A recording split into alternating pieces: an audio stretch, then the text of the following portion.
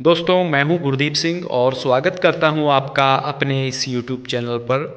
दोस्तों, जैसा कि आप वीडियो में देख रहे हैं, अपाचे 160 RTR की क्लच वायर टूट गई है, तो हम इसको चेंज करने वाले हैं।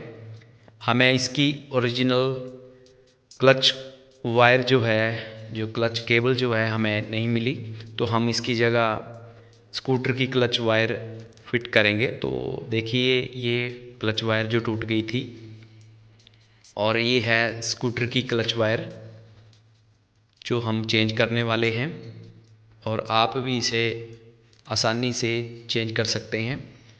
वीडियो में लास्ट तक बने रहें मेरे साथ।